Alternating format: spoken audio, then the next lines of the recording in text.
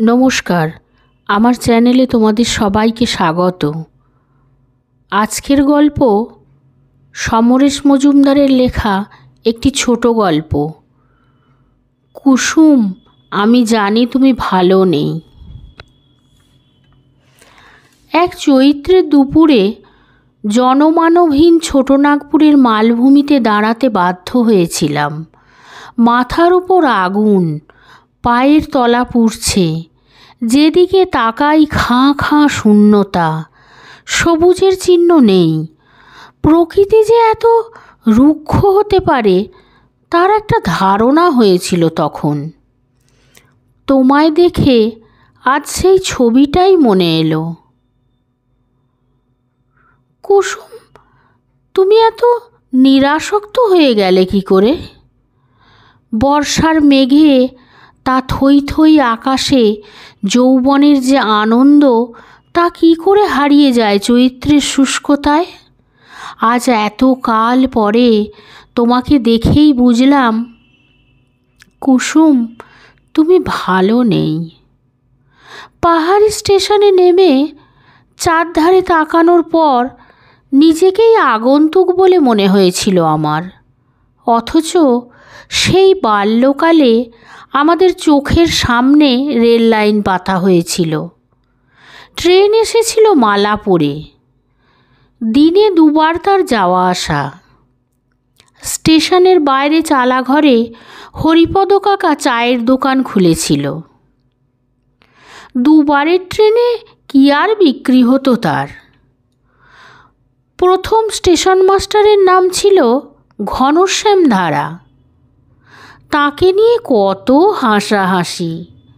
চেহারার সঙ্গে নামের এমন রাজ্যটক মিল বড় একটা চোখে পড়ে না। লাগোয়া রেল আবাসে ঘনশ্যাম ধারা একাই থাকতেন।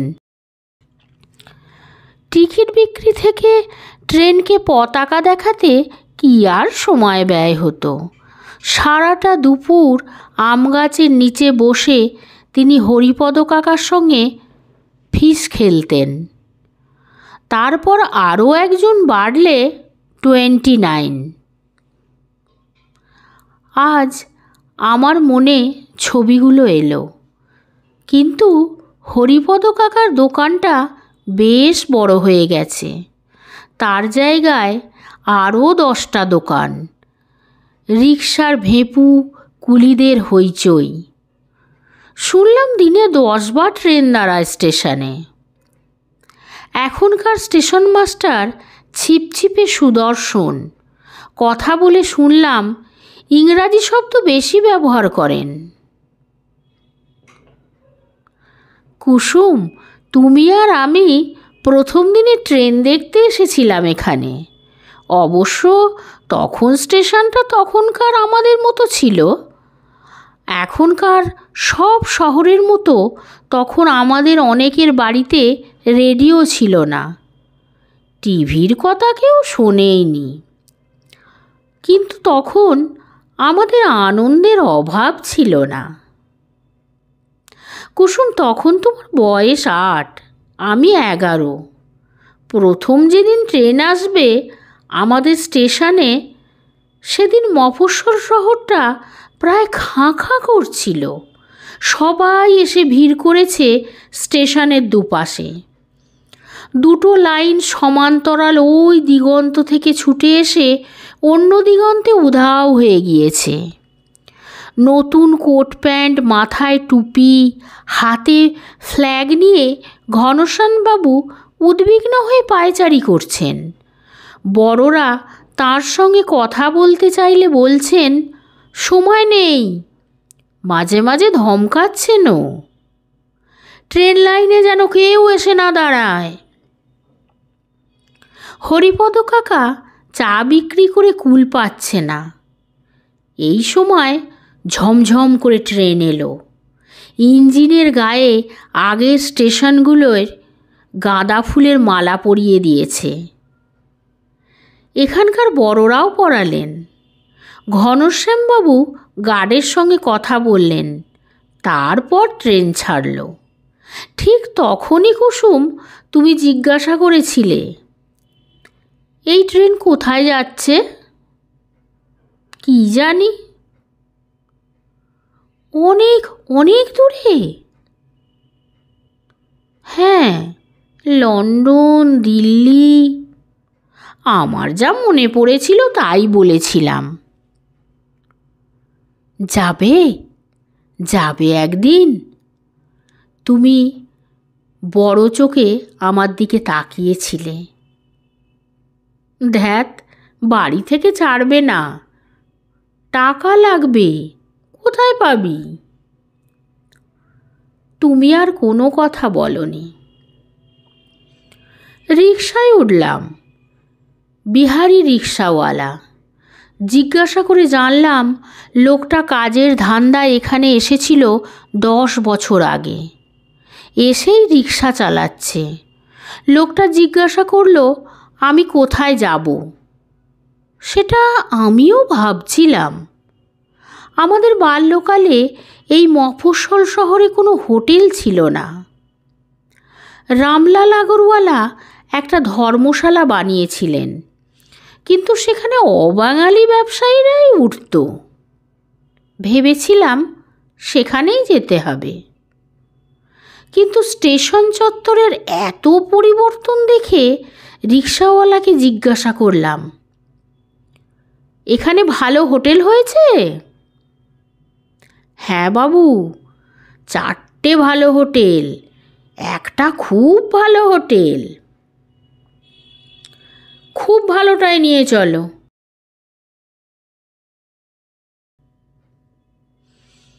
একটু বাদেই যে শহরটাকে আমি দেখতে পেলাম তা আমার অজানা। দারুণ দারুণ দোকান, নতুন বাড়ি, বিউটি পার্লার থেকে এটিএম, টিভির শোরুম থেকে পিজার দোকান, যা আছে সব আধুনিক শহরে। এখানে তা পাশাপাশি সাজানো, রাস্তাগুলো অনেক চওড়া হয়েছে। যেন আলাদিনের দৈত্য এসে বদলে দিয়ে গেছে সব। আর তখনই আমার ভয় করতে লাগলো। কুসুম, তুমি আছো তো এই শহরে? খুব ভালো হোটেলের সামনে এসে অবাক হয়ে গেলাম। ইন এবং আউট লেখা 2টো গেট, মাঝখানে অনেকটা সুন্দর লন, ওপাশে ঝকঝকে 5তলা বাড়িটার ওপর লেখা আছে ডে অ্যান্ড নাইট। এত বড় বাড়ি তখন কেউ এখানে চোখে দেখেনি। রিকশাওয়ালাকে ছেড়ে দিয়ে সুটকেস নিয়ে কাছের দরজা ঠেলে পা বাড়াতেই ঠান্ডা লাগলো বেশ। বুঝলাম ঠান্ডা মেশিন চলছে। রিসেপশনিস্ট মিষ্টি হেসে বলল, ইয়েস। প্রতিদিন থাকার জন্যে 2500 টাকা দিতে হবে। সে সময় কোনো কোনো বাড়ির কর্তা ওই মাইনের চাকরি করতেন। লিফটে উঠলাম 3 তলায়। প্লাস্টিকের কার্ড ঢুকিয়ে দরজা খুললাম। যে কোনো 4 স্টার হোটেলে এরকম ঘর দেখতে পেতাম। মনে পড়ল ছেলেবেলায় আমরা একটা হ্যারিকেনকে ঘিরে 3 ভাই বোন মিলে পড়তে বসতাম এই শহরেই। না, আমি ঠিক করলাম আর অবাক হব না। দারুণ বিছানায় জুতো সুতো শুয়ে পড়লাম। কতদিন পরে আমি এই শহরে এলাম। 40, হ্যাঁ ঠিক 40 বছর পর। এই বছরগুলোয় আমি অনেক লড়াই করেছি কলকাতায়, তারপর লন্ডন, নিউ ইয়র্কে ঘুরেছি নিয়মিত। এখন যাকে বলে সচ্ছল, আমি তাই। এখানে আমার কথা ছিল না আসার, মনেই ছিল না। গত সপ্তাহে বাংলাদেশিদের আমন্ত্রণে কানাডার টরন্টো শহরে গিয়েছিলাম। অনুষ্ঠানে ভিড় হয়েছিল বেশ। বক্তৃতা ছাড়াও আমাকে অনুগল্প পড়তে হয়েছিল কয়েকটা। সবাই খুশি হয়েছিল। অনুষ্ঠানের শেষে অটোগ্রাফ দিতে দিতে হাত ব্যথা। হঠাৎ চোখ তুলে দেখলাম তুমি। সঙ্গে সঙ্গে চমকে উঠলাম। 40 বছর আগের সব স্মৃতি ঝাঁপিয়ে পড়ল একসঙ্গে। একটি 22 বছরের মেয়ের মধ্যে তুমি আসো কি করে? সেই নাক, চিবুক এবং চোখ। কিন্তু কোথায় শেষবার দেখেছিলাম? যখন তুমি 12 বছরের মুখটাই যেন একটু পরিণত হয়েছে 22-এ। আমাকে অবাক হতে দেখে সেই মেয়ে হাসল। কি হলো? তোমার নাম কি? ফুল। বাহ, চমৎকার। কি করো এখানে? মাস্টার্স করেছি। সামনের সপ্তাহে চাকরি শুরু করব। আপনার অনেক গল্প আমার পড়া, খুব ভালো লাগে। ফুল হাসতেই আবার তোমাকে দেখলাম আমি। অনেক ধন্যবাদ। আপনি আমাকে ধন্যবাদ দিচ্ছেন কেন? আমি কত ছোট। তাছাড়া আপনি যে শহরে ছিলেন আমি সেখানেই জন্মেছি। ফুল বলল। কোন শহরে? বাহ, আপনার মনে নেই? আপনার অনেক বইতে বারবার যে শহরটার কথা লিখেছেন, ভুলে গেছেন? ও, তাই বুঝি। কোথায়, কোন পাড়ায় তোমার বাড়ি? আমার পিসির নাম কুসুম, কুসুম কুমারী। আচমকা হৃৎপিণ্ড উবড়ে এলো গলায়, কথা আটকে গেল। জানেন, এই যে আমি এখানে পড়তে এসেছি তা শুধু পিসির জন্যে। আমরা 3 ভাই বোন। বাবার ক্ষমতা ছিল না এখানে এত দূরে পড়তে পাঠাবার। পিসি আমাকে খুব ভালোবাসে। আমার দায়িত্ব ছোটবেলা থেকে পিসি নিয়ে নিয়েছিল। ও, আপনার অনেক লেখায় পিসি আছে, তাই না? হয়তো। আপনি কীরকম এড়িয়ে যাচ্ছেন? পিসিকে জিজ্ঞাসা করলেও এড়িয়ে যেত। তোমার পিসি এখন কোথায়? পিসি তো বাড়িতেই আছে, স্কুলে পড়ায়। তোমাদের বাড়িতে, মানে আগের বাড়িতে? হ্যাঁ, পিসি বিয়ে করেনি। দাদু মারা যাওয়ার পর সংসারের হাল ধরতে হয়েছিল তো। আমি ভাবছি এবার পিসিকে আমার কাছে নিয়ে আসব। সেদিন ফুল আমাকে লাঞ্চ খাইয়ে দিল। তোমার কথা আর ও বলেনি। এমনকি এই শহরটা যে এখন বদলে গিয়েছে সেই কথাও না। ও শুধু বলেছে এখানে ওর আজকাল খুব একা লাগে। জিজ্ঞাসা করাতে মাথা নেড়ে বলেছে কোনো ছেলের সঙ্গেই ওর অ্যাফেয়ার হয়নি। অনেকেই অ্যাপ্রোচ করেছে, কিন্তু ওর খুব ভয় করে। ছেলেদেরও বিশ্বাস করতে পারে না। শুনতে ভালো না লাগলেও আমি চুপচাপ ছিলাম। তারপর থেকেই আমি কোনো কাজে মন দিতে পারছি না। বারবার মনে পড়েছে তোমার কথা, কুসুম। আচ্ছা, আমি যখন 15 বছর বয়সে ওই শহর ছেড়ে এসেছিলাম তখন তুমি 12। আমি কি তোমাকে ভালোবাসার কথা বলেছিলাম তখন? তুমি যখন কিছু বলতে আমি মানে বুঝতাম না। দিঘির জল দেখো। আমি দেখেছিলাম। তুমি জিজ্ঞাসা করেছিলে বলো তো দিঘি কার বন্ধু? ধ্যাত, আমি বলেছিলাম দিঘি কি মানুষ যে কারোর বন্ধু হবে? তুমি হেসেছিলে। না, দিঘি আকাশের বন্ধু। তাকিয়ে দেখো, দিঘিতে আকাশের ছায়া পড়েছে। আকাশের সব রং দিঘিতে। কুসুম, এগুলো কি ভালোবাসার কথা? তখন বুঝিনি, আজ আমি বুঝতে এলাম। কলকাতায় ফিরে এসে স্থির করলাম তোমার মুখোমুখি হব। এই দেখা না হওয়া পর্যন্ত যেন আমার শান্তি নেই। বিকেল 4টে বাজল। তৈরি হয়ে নিলাম। তোমার সঙ্গে দেখা করতে চাই দিনের আলোয়, রাত নামলে নয়। হোটেলের রিসেপশনে যারা সদা জাগ্রত তাদের কারোর আমাকে চেনার কথা নয়।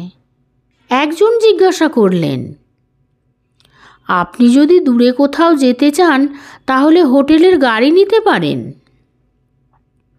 মাথা নেড়ে বললাম, দূরে যাব না।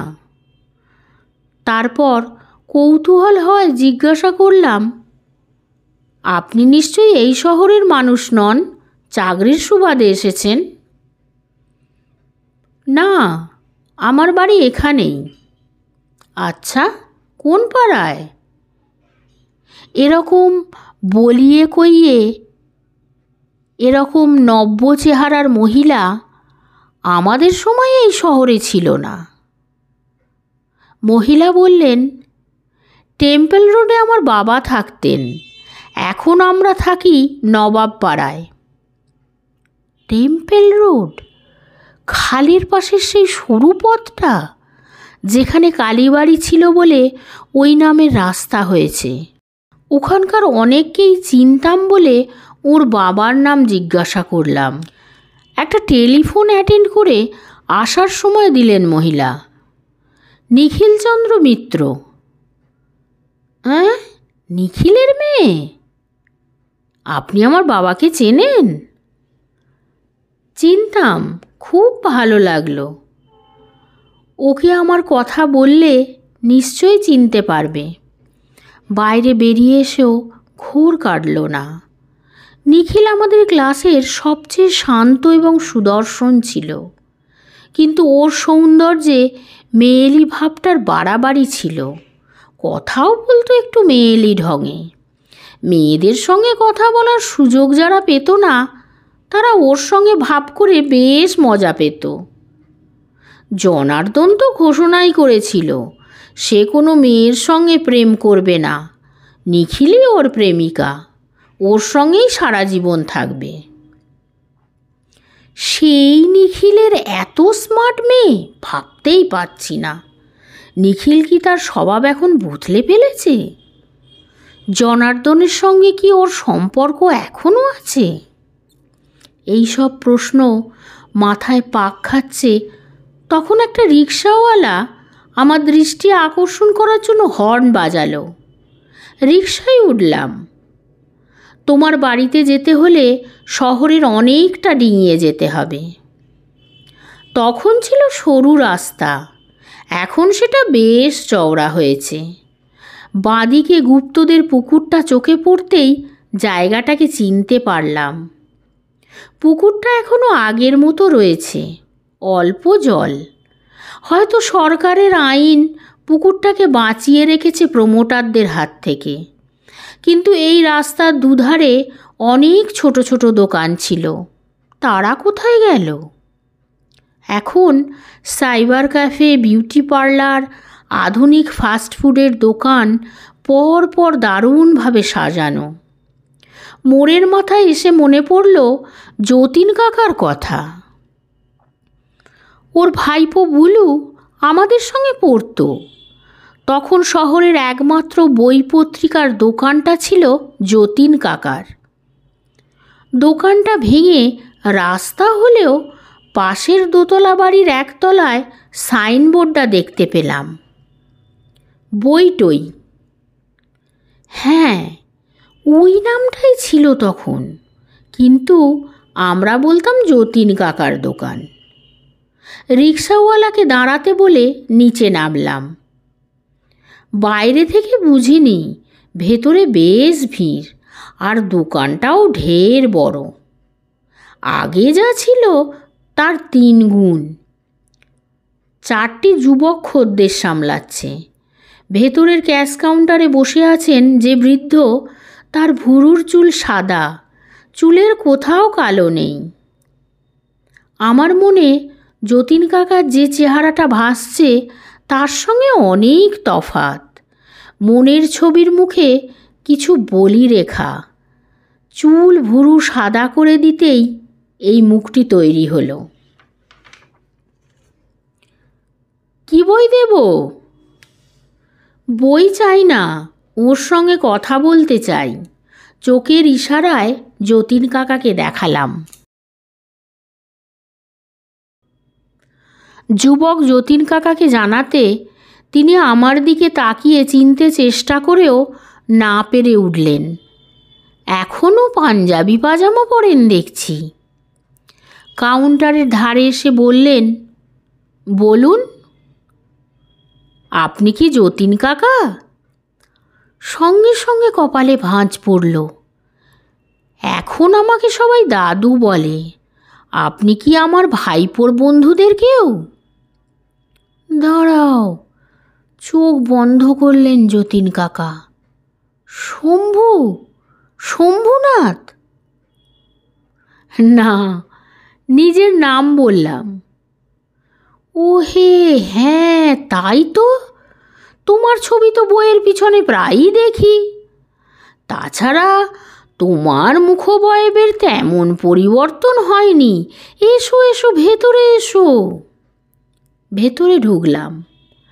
আদর করে বসতে বললেন। বললাম, আপনার দোকানও বেশ বড় হয়েছে। তা হয়েছে, তবে সেটা স্কুল বইয়ের কল্যাণে। তুমি এখন বিখ্যাত লেখক হয়েছ। এই আমার দোকানেই তোমার প্রচুর বই। স্কুলের প্রাইজ হিসাবে তোমার বইয়ের চাহিদা আছে। এই তো দেখো, সামনের সপ্তাহে গার্লস স্কুলের প্রাইজ ডিস্ট্রিবিউশন, লিস্টে তোমার অনেক বই আছে। কথা শেষ করে একজনকে ডাকলেন। গার্লস স্কুলের কুসুম দিদিমণি যে লিস্টটা দিয়ে গেছেন, ওটা আনতো। লিস্ট এলো। এটা কি তোমার হাতের লেখা? তোমার হাতের লেখাতে কি তখন এমন মুক্ত ঝরত? যতীন কাকা দেখালেন। আমার 18টা বই ওই তালিকায় রয়েছে। কিছুক্ষণ কথা বলার মধ্যেই প্রচারিত হয়ে গেল আমি কে। একজন ক্রেতা আমার বই কিনে এগিয়ে দিলেন অটোগ্রাফের জন্য। অটোগ্রাফটা দেওয়ার পর যতীন কাকা জিজ্ঞাসা করলেন, কতদিন আছো? ঠিক নেই কিছু। তুমি এই শহরের ছেলে, এখানে ফিরে এসেছো, এটা সবার জানা দরকার। একটু প্রচার করলেই দেখবে লোকজন চলে আসবে। তাহলে কাল বিকেলে আমার দোকানে তুমি থাকছো, এটাই বলার ব্যবস্থা করি। কুলুর সঙ্গে যোগাযোগ আছে? না, ও কোথায়? অস্ট্রেলিয়ায়। যোগাযোগ তো দূরের কথা, একটা চিঠিও লেখে না। আমি উঠলাম। যতীন কাকু বারংবার বললেন কাল ওখানে যাওয়ার জন্য। রিকশায় বসে ভাবলাম, হয়তো লোকজন আসবে, আমার বই কিনে অটোগ্রাফ নেবে। অর্থাৎ আমাকে দেখিয়ে কাল কিছু লাভ করতে চান যতীন কাকু। এখন তার ব্যবসা এমনিতেই ভালো, তবুও। আমি সেই ছোট্ট দোকানটায় বসে উনি যখন সারা দিনে 3-4 জনের বেশি খদ্দের পেতেন না, তখনও ওকে অন্যরকম লাগতো আমাদের।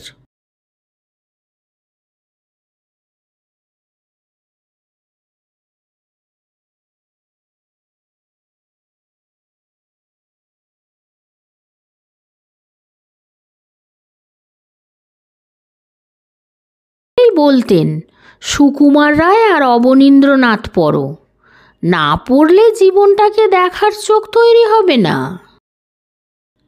কুসুম, ভাবতে পারো, এই শহরের যে কেউ ছিল না, বয়সে ছোট হওয়ার সত্ত্বেও তুমি যা বলতে তা বুঝতে যার অনেক সময় লাগতো, তাকে অটোগ্রাফ দিতে হবে এখানেই। আমার মোটেই ইচ্ছা করছে না। ইচ্ছে করেই রিক্সাওয়ালাকে বললাম টেম্পল রোড হয়ে যেতে। দেখলাম ক্যানাল বেশ চওড়া, নৌকা ভাসছে, 2-3টে ভাসমান রেস্টুরেন্টও চোখে পড়ল। টেম্পল রোড চওড়া হয়ে গেছে, নিখিলদের বাড়িটাকে ঠিক ঠাওর করতে পারলাম না। একদিকে ক্যানাল, অন্যদিকে সারি সারি নতুন দোতলা বাড়ি। একটু বেশি আস্থা রেখেছিলাম নিজের ওপর। নিখিলের মেয়ের কাছ থেকে ঠিকানা নিয়ে আসা উচিত ছিল। খোঁজাখুঁজি করলে হয়তো পাওয়া যেত নিখিলকে, কিন্তু তাতে দিনের আলো নিভে যেত। রিক্সাওয়ালাকে বললাম তোমার পাড়ায় নিয়ে যেতে, নদীর ধারে তোমাদের বাড়ি। আমার ফুলমাসি থাকতেন ঠিক তোমাদের পাশের বাড়িতে। আমরা তখন খুব ছোট। ফুলমাসির বাড়িতে গেলেই তুমি চলে আসতে। তোমার যখন 6 বছর বয়স, তখন দারুণ ক্যারাম খেলতে। পরপর 5টা গুটি তুমি অনায়াসেই গর্তে ফেলে দিতে। দেখলাম অনেক নতুন বাড়ি হয়েছে ওই পাড়ায়। তারপর বাঁধটার কাছে এলাম। বাঁধের গায়ে রাস্তা। রিক্সাওয়ালা জানালো নদীকে বাঁধা হয়েছে যাতে পাড়া ভাসিয়ে নিয়ে যেতে না পারে। শেষ পর্যন্ত তোমাদের বাড়ি। না, টিনের চালটা নেই, একতলা সিমেন্টের সুন্দর ছিমছাম বাড়ি, বাইরে বারান্দা, পাশে ফুলমাসিদের দোতলা বাড়ি হয়েছে। মেসো মারা যাবার পর ফুলমাসি বাড়ি বিক্রি করে চলে গেছেন কলকাতায় ছেলেদের কাছে। ভাড়া না মিটিয়ে রিক্সাওয়ালাকে অপেক্ষা করতে বলে গেট খুলে ভেতরে ঢুকলাম। একটি কিশোর বারান্দায় এসে দাঁড়ালো। আমাকে জিজ্ঞাসা করলো, কাকে চাইছেন? একটু অস্বস্তি হলো। তোমার নাম বললে কি প্রতিক্রিয়া হবে? ছেলেবেলায় এই শহরে কোনো অবিবাহিত মহিলার কাছে কোনো পুরুষ আসতো না, নাম করা তো দূরের কথা। হেসে জিজ্ঞাসা করলাম, তোমার নাম কি? অনুপম। বাহ, খুব সুন্দর নাম। কে দিয়েছে? পিসিমণি। তাই বলো, তিনি আছেন? আছেন। আপনি কি পিসিমণিকে চাইছেন? থম ধরল বুকে। কুসুম, আমরা কি কেউ কাউকে কখনো দেখেছি? ওর সঙ্গে দেখা করতে এলাম। এখন তো দেখা পাবেন না। কেন?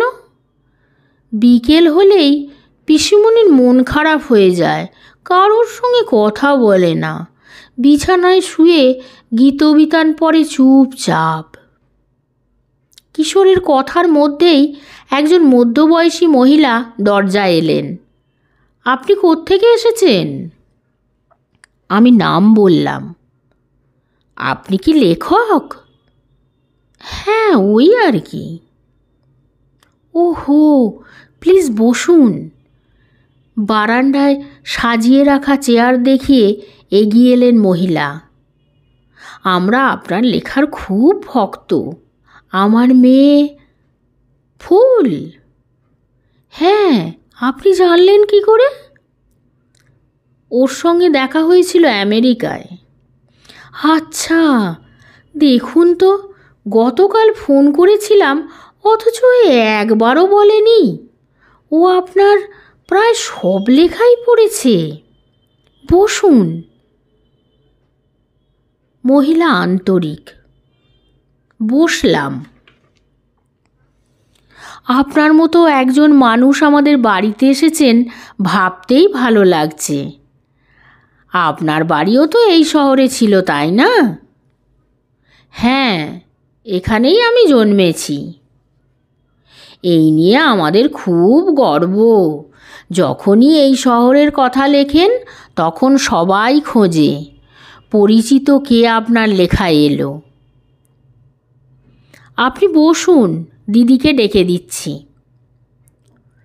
যদিও ব্যস্ত থাকে তাহলে বিরক্ত করার দরকার নেই। মহিলা হাসলেন। দিদি স্কুল থেকে ফিরে একটু আরাম করে বলেই ওদের বোঝানো হয়েছে মন খারাপ, তাই কথা বলবে না, নইলে এ তো বক বক করে মাথা ধরিয়ে দেয়। আপনি চায়ে চিনি দুধ খান তো? ওই হ্যাঁ, আমি নর্মাল চাই খাই। মহিলা ভিতরে চলে গেলে অনুপম জিজ্ঞাসা করল, আপনি দিদিকে কীরকম দেখলেন? মোটা না রোগা? কোনোটাই নয়, খুব সুন্দর। এই সময় ভেতর থেকে তার মায়ের গলা ভেসে আসতেই সে বলল, চলি। বারান্দার বেতের চেয়ারে বসে দেখলাম বাঁধের উপর ধীরে ধীরে সন্ধ্যা নামছে। এখানে বসলে আর নদী দেখা যায় না। এই সময় তুমি এলে, এসে দরজায় দাঁড়ালে। পরনে অফ হোয়াইট শাড়ি, চুল হাত খোপায় জড়ানো, চোখে চশমা। না, একটুও ভারী হয়নি শরীর, তেমন রোগাও নয়। ঈষৎ হাসলে, এগিয়ে এলে কাছে। হঠাৎ এই ঠয়ের উচ্চারণ তুমি ঠিক ঠয়ের মতোই করেছ। সুচিত্রা মিত্র যেমন গান গাইবার সময় করেন, কখনোই ঠ ট হয় না। উঠে দাঁড়িয়েছিলাম, চলে এলাম।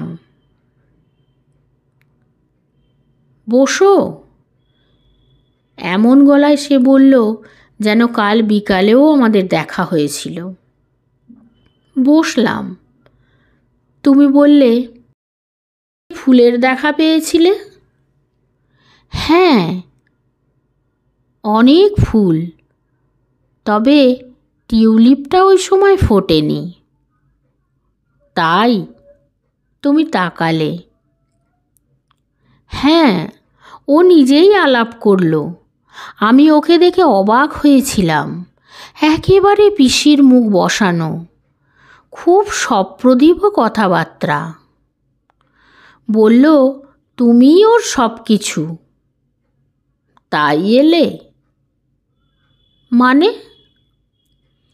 ফুলের সঙ্গে দেখা হওয়ার পর আমার কথা মনে এলো? মনে এলো নয়, মনে ছিল। ফুল সেটাকে নাড়িয়ে দিল বলতে পারো। ফুল বলল, আপনার সব লেখায় পিসি আছে, তাই না? বলল? হ্যাঁ, তা থেকে প্রমাণিত হয় মনে ছিলই। প্রমাণ তো কেউ চায়নি, তবে হ্যাঁ, তুমি এই কবছরে আমাকে কেবলই অস্বস্তিতে ফেলে গেছো। আমি কি তেমন অন্যায় করেছি? অস্বস্তিতে ফেলেছি কীরকম? এই শহরের যে কোনো নারী চরিত্র তোমার গল্প উপন্যাসে এলেই সবাই মনে করে সেটা নাকি আমি। আমার কথা বলার ধরন নাকি তাদের মধ্যেও। স্কুলের অন্য শিক্ষিকারা রঙ্গ করে বলেন, তোমার উচিত ভদ্রলোকের কাছে লেখার অর্ধেক টাকা ডিম্যান্ড করা। মেয়ে চরিত্র হলেই তার মধ্যে তোমাকে মিশিয়ে দিচ্ছেন।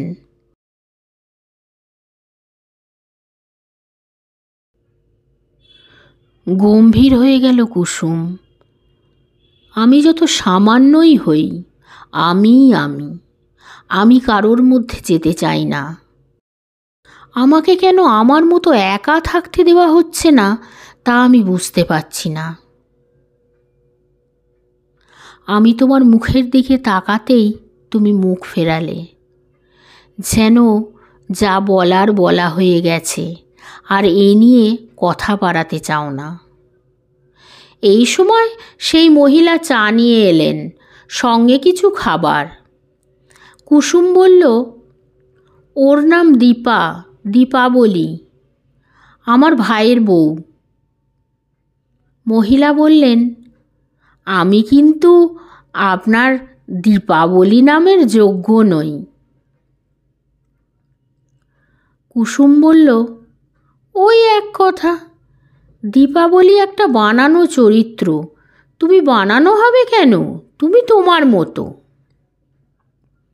বানানো বললেই হলো, তাহলে সবাই দীপাবলির প্রশংসা করে কেন? মহিলা বললেন, ওটাই লেখকের কৃতিত্ব। যারা প্রশংসা করে তাদের জীবনটা ওই রকম হলে বুঝতে পারত। কাজের অছিলায় মহিলা ভেতরে চলে গেলেন, এবং তখনই আমি জিজ্ঞাসা করলাম, কুসুম, তুমি কেমন আছো? সে চোখ ঘোরালো, চশমা খুলে আঁচলে মুছল। কেমন দেখছো? বললাম, তুমি ভালো নেই। এই ভঙ্গিতে তুমি কথা বলতে না। তুমি যখন আমায় কথা বলতে শুনেছ, তারপর 40টা বছর চলে গিয়েছে। একমাত্র আকাশ ছাড়া এত বছরে সব কিছু বদলে যেতে পারে। আমি আকাশ নই। পরিবর্তন তাই স্বাভাবিক। পরিবর্তিত হওয়া মানে খারাপ থাকা নয়। কুসুম বলল। কথাগুলো সে বলছিল বটে, কিন্তু মনে মনে জানলাম সে ভালো নেই। কুসুম জিজ্ঞাসা করল, তুমি কেমন আছো জিজ্ঞাসা করব না। কেন? ভালো না থাকলে কেউ এত লেখা লিখতে পারে না। এটা তো একটা অভ্যাস। লোকে যে অভ্যাসে চাকরি করে।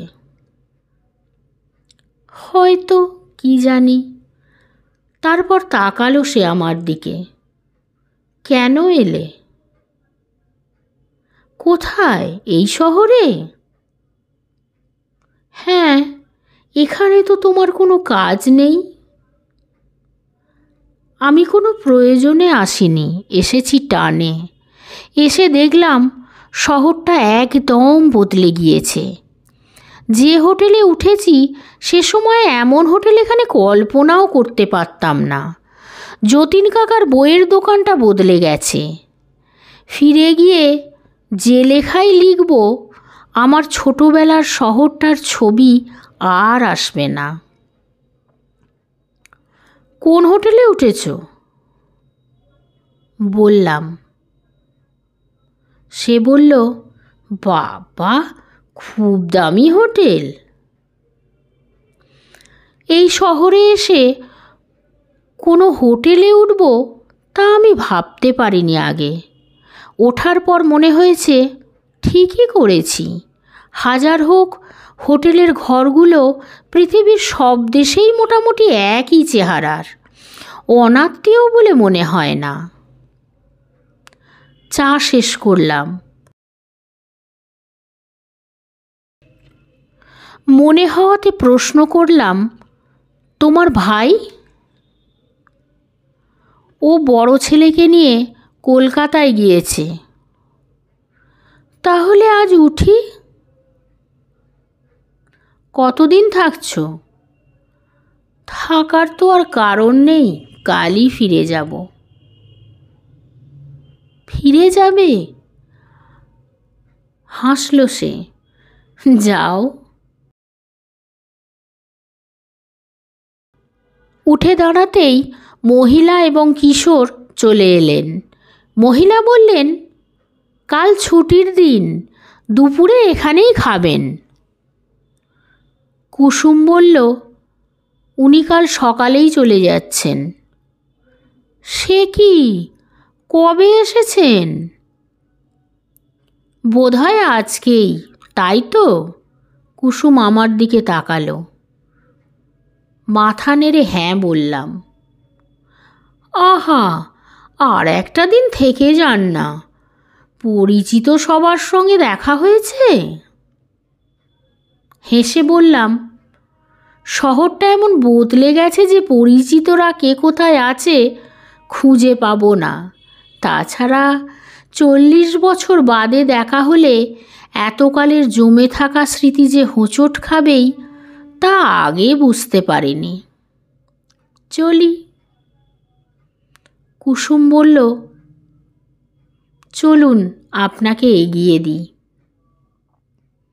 কিশোর জিজ্ঞাসা করল, পিসি, আমি তোমার সঙ্গে যাব? তার মা ধমক দিল, তুমি যাও, পড়তে বসো, সন্ধে হয়ে গিয়েছে। নিচে নেমে বললাম, এগিয়ে যাওয়ার দরকার নেই, সামনেই রিক্সা রয়েছে। থাক না, ও নিচের রাস্তা দিয়ে বাঁধের শেষে যাক, আমরা বাঁধের ওপর দিয়ে হেঁটে ওখানে পৌঁছে গেলে আপনি চলে যাবেন। রিক্সাওয়ালাকে তাই বলা হলো। ধাপে ধাপে পা ফেলে যখন বাঁধের উপর উঠে এলাম তখন নদীর জল আরও কালো হয়েছে। বললাম, বাঁধ দিয়ে বন্যা বন্ধ হয়ে গেছে? হ্যাঁ, বাঁধটা সেজন্যেই দেওয়া, কুসুম বলল। চারপাশে এখন পাতলা অন্ধকার, একটু হালকা বাতাস বয়ে গেল। আমরা নদীর দিকে মুখ করে দাঁড়িয়েছিলাম। বললাম, কুসুম, তুমি সংসারী হলে না কেন?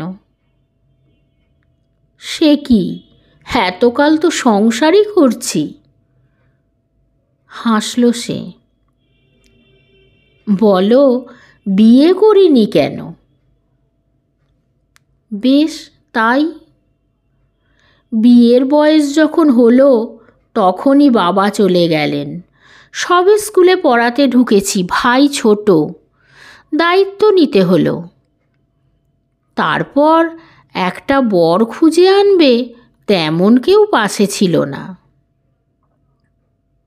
কথাটা কি বিশ্বাস্য? সেটা তুমি যেমন ভাবো। মিথ্যে নয়, স্কুলের সহকর্মীরা চেয়েছিলেন শহরের কাউকে বিয়ে করি যাতে স্কুলের চাকরিটা থাকে। উদ্যোগীও হয়েছিলেন কেউ কেউ। আমি রাজি হইনি এই শহরের কাউকে বিয়ে করতে। কেন? তোমার প্রথম গল্প যেটা দেশ পত্রিকায় বেরিয়েছিল সেটা পড়ার পর মনে হয়েছিল এই শহরের কাউকে বিয়ে করাটা ভুল হবে। কিন্তু কেন? ব্যাখ্যা করতে পারবো না। কারোর সঙ্গে বন্ধুত্ব হয়নি।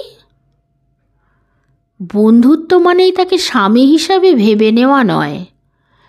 তুমি হয়তো জানো না, এখানকার সবাই জানে তোমার সঙ্গে আমার গভীর প্রেম আছে। ওরা ভুলে যায় তুমি 15 আর আমি 12, সেই আমাদের শেষ দেখা। আসলে লিখে লিখে তুমি এই ভাবনাটা ওদের মনে ঢুকিয়েছ। তাতে তুমি হয়তো বিখ্যাত হয়েছ, কিন্তু আমার চারপাশে একটার পর একটা পাঁচিল উঠেছে। বিষণ্ণ গলায় বলল সে। কিন্তু আমি তোমাকে আহত করতে কোনো লেখা লিখিনি। তোমার নাম বা তোমাকে চিনতে পারা যাবে এমন কোনো সূত্র আমার লেখায় ছিল না। কী ছিল সেটা তুমি ভালো করেই জানো। হাঁটতে শুরু করলো কুসুম। তারপরেই হেসে ফেলল, আলতো শব্দ করে বলল, তুমি ভেবো না আমি কোনো অভিযোগ করছি। কেউ একজন বহু দূরে থেকে আমায় কিভাবে দেখছে, আমায় নিয়ে কি ভাবছে তা আবিষ্কারের মধ্যে অদ্ভুত আনন্দ তো আছেই। কি করব বলো, আমি তোমাকে ছাড়া ভাবতে গেলেই অসাড় হয়ে যাই। তাই যে চরিত্র আমার নয় তার মধ্যেও আমাকে মিশিয়েছ। হ্যাঁ, স্বীকার করলাম। এই ভাবনা, আমাকে নিয়ে ভাবনা তোমার মনে কবে এসেছে? সেই প্রথম লেখা থেকে। তোমার সঙ্গে শেষ দেখা হওয়ার অন্তত 8 বছর পরে। ততদিনে তুমি বিবাহিত। না, তারও 3 বছর পরে। তিনি জানেন? জানি না। শুনেছি তুমি একা থাকো। হ্যাঁ। সে আর কথা বলল না। আমরা বাঁশের শেষে চলে এলাম। কুসুম বলল, এবার ফিরে গিয়ে যা লিখবে সেখানে নিশ্চয়ই আমি থাকব না।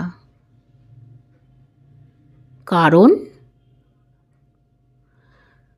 যে আমাকে এতকাল মনে রেখেছিলে তার সঙ্গে এই আমার কোনো মিল দেখতে পেলে না। আর যাই হোক, এই আমাকে নিয়ে তো লেখা যায় না। কথা না বলে আমি হাসলাম। হঠাৎ সে নদীর দিকে মুখ ফিরিয়ে জিজ্ঞাসা করল, তুমি তো এত লেখো, বলো তো নদী কার বন্ধু? আকাশের, জবাব দিলাম। ঠিক, কিন্তু আকাশ যখন অন্ধকারে তখন নদীও কালো। দুজনের কোনো যোগাযোগ থাকে না, যে যার নিজের মতো। সে যেন নিজের সঙ্গে কথা বলল। তখন আবার জিজ্ঞাসা করলাম, কুসুম তুমি কেমন আছো? সে তাকালো। কি মনে হয়? কুসুম, আমি জানি তুমি ভালো নেই। এবার শব্দ করে হেসে উঠল সে। দূর, চমৎকার আছি। তোমার এত উপন্যাসের নায়িকাদের মধ্যে ছড়িয়ে আছি আমি, খারাপ থাকবো কি করে?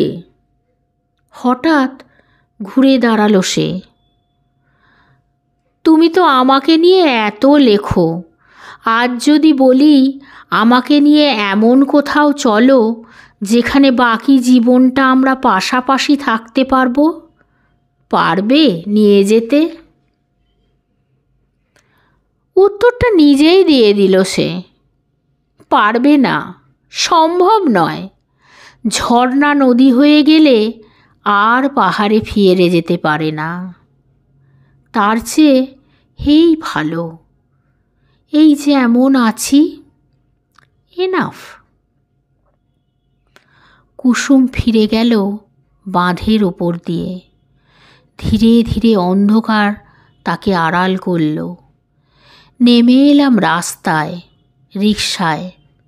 হোটেলে ফিরে আসতেই রিসেপশনের নতুন মেয়েটা বলল, স্যার আপনার নামে একটা মেসেজ আছে টেলিফোনে। ঘরে এসে বোতাম টিপতেই কুসুমের গলা শুনতে পেলাম, শোনো, আমি জানি তুমিও ভালো নেই। আজকের গল্পটি এখানেই শেষ হলো।